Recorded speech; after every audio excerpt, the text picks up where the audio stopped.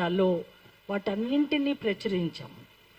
కానీ ఆచరణలో నిరాశ ఎదుర్కొన్నారు రైతులు. అంటే అందరూ సోలారు నెట్ ఏర్పాటు చేసుకోలేరు, చేసుకున్న వాళ్ళు కూడా ఇంకా బాగా ఫలితాలు రాలేదు అని అభిప్రాయం చెప్పారు. ఇప్పటికీ కూడా సోలార్ నెట్టే పూర్తిగా మనం ఏర్పాటు చేసుకోవటమే ఒక ప్రధానమైన విషయంగా నేను భావిస్తూ ఉన్నాను. దానికి సంబంధించి గవర్నమెంట్ నుంచి రైతాంగానికి సబ్సిడీ ఏర్పాటు చేయగలిగితే బాగుంటుంది అనేది నా మొదటి సూచన. రెండవది, కోతులన్నీ కూడా నిన్న నేను భువనగిరిలో ఒక సమావేశంలో పాల్గొంటే రైతులకి డీజిల్ రేటు పెరుగుతున్నదన్నా దిగులు కనపడలేదు నాకు, ఎరువుల రేటు పెరుగుతుందన్నా దిగులు కనపడలేదు.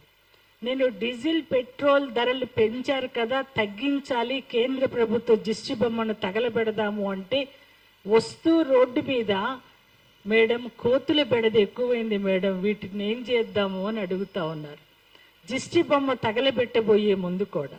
అంటే అంత బాధాకరంగా గ్రామాలలో కోతుల పరిస్థితి ఉంది అన్నది మనందరికీ అర్థమవుతుంది. కాబట్టి నా రెండో సూచనగా ప్రభుత్వమే బాధ్యత వహించి ఎక్కడో చిట్టడువులలో కాకపోయినా మన గ్రామాలకే దగ్గరగా ఉన్నటువంటి ప్రభుత్వ భూములలో కొంత భూమిని కేటాయించి పండ్ల తోటలను ఏర్పాటు చేయటం ద్వారా ఆ కోతులను అక్కడికి అలవాటు చేయటానికి, ఆహారం తీసుకోవటానికి అక్కడికి అలవాటు చేయటానికి ఒక నికరమైన ప్రయత్నం జరగాల.